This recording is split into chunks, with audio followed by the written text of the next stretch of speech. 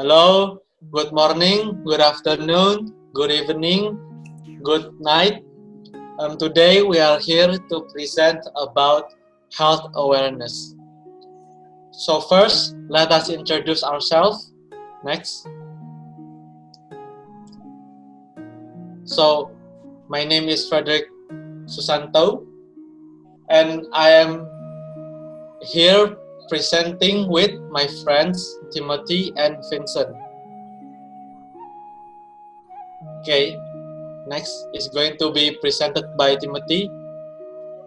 So, for the data we got from our survey that we gave to some of our friends and some of people that we know, and this is the result from the data that we gather. So we give them the first question is on scale 1 to 5, how healthy do you consider yourself? So there's about 4 of them that answer 5, and there's 15 of them that answer 4, and 2 of them that answer 3, and 1 of them that answer 2, and none of them that answer 0. Next. Our question number 2. Do you currently suffer from any chronic disease? So first I will tell you what is chronic disease. Chronic disease is a dangerous disease, or some much more dangerous disease from normal disease like flu. It's usually have a lifespan of from 2 to 3 months until your whole life. So actually there is none of them that answered yes, and there is 100 of them. There is 100% of them. That means there is 22 of them that answered no. Next slide. So the next one is that we ask is, do you have any hereditary condition or disease? So we put some of the disease, some of option of disease that they could have, and they could also answer other thing.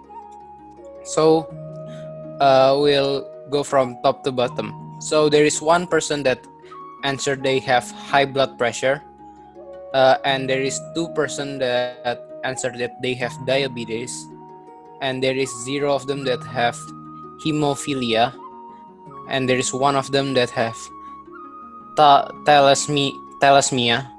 There is 0 of them that have Huntington. There is 1 of them that have asthma. There is 3 of them that have anemia. There is 1% that have gastritis or MAH in the public, and there is 13 people that have none of them. Next slide will be present by Vincent. Okay, so next question that we asked them, are they habituated to drugs and alcohol? So 77% of them answered that they are not habituated to either, means they are not habituated to drugs, neither alcohol. 23% of them answered that only to alcohol, they are only habituated to alcohol, and none of them are habituated to drugs, nor to both. The next one, we asked them, do they often get a health checkup? So 60% of them said that they get a health checkup only when they need it, and 7% of them said they did once a year. 30% of them said they get a health checkup once in 6 months. 27% of them said that they get a health checkup once in 3 months, and 3% said that they never get it done. And the next question was, overall, how do they rate the local hospitals in their area?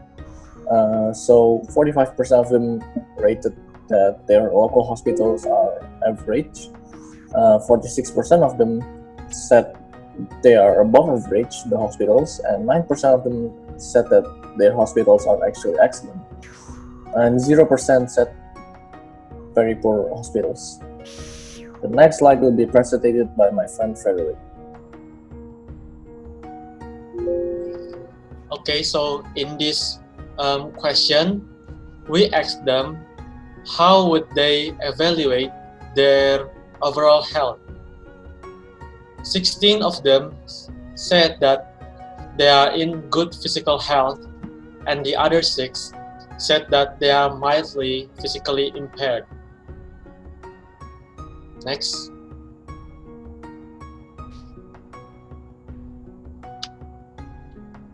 On the next question, we asked their opinion at what capacity can they perform everyday activities.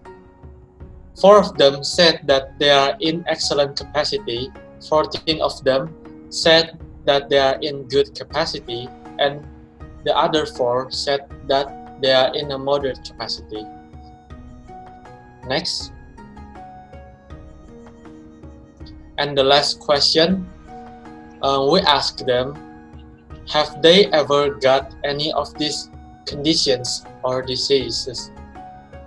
11 of them had got diarrhea, 3 of them had got DBD or dengue fever, 3 of them had got anemia, 1 of them had acne vulgaris, 1 of them had Singaporean's flu, and 4 of them haven't got any of this disease.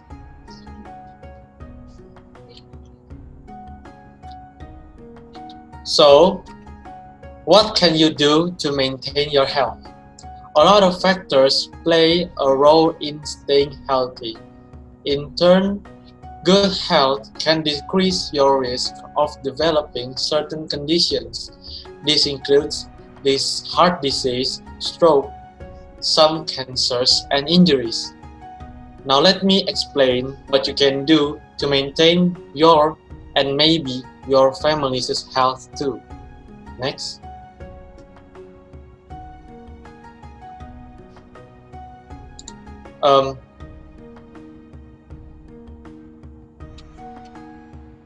Now the first one here is to eat healthily, and what does that mean? Well, that means that you have to have a balanced nutrition intake, healthier food choices, stop eating junk food, and lowering your sugar intake. What you eat is closely linked to your health. Next.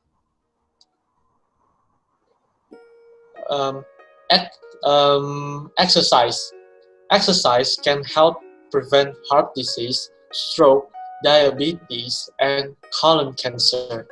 It can also help depression, osteoporosis, and high blood pressure. People who exercise also get injured less often. Routine exercise can make you feel better and keep your weight under control. Try to be active for 30 to 60 minutes about 5 times a week. Remember, any amount of exercise is better than none. Then the next slide will be presented by Vincent. Yes, okay. So in the next slide, which is we are going to discuss about losing weight, which means this is for some that might be overweight. So what I'm about to say is that many people are actually overweight. I don't want to mention any names, but carrying too much weight increases your risk of several health conditions. These include high blood pressure, high cholesterol, type 2 diabetes, heart disease, stroke, some cancers, and gallbladder diseases. Being overweight also can lead to weight-related injuries. A common problem is arthritis in the weight-bearing joints, such as your spine, hips, or knees. There are several things you can try to help you lose weight and keep it off. The next slide will be on protecting your skin. So, protecting your skin is such as protecting our skin from sun exposure. It's linked to skin cancer. This is the most common type of cancer in the United States. And that's the data that I got. It's best to limit your time spent in the sun. Be sure to wear protective clothing and hats when you are outside. Use sunscreen year-round on exposed skin, like your face and hands. It protects your skin and helps prevent skin cancer. The next one will be presented by my friend Timothy. So the next suggestion from us is don't smoke and alcohol. So first one, I will going to explain you why you should stop smoking. So smoking or tobacco is very harmful habit. They can cause heart disease and mouth, throat, or lung cancer. They are also leading factor of emphysema and COPD.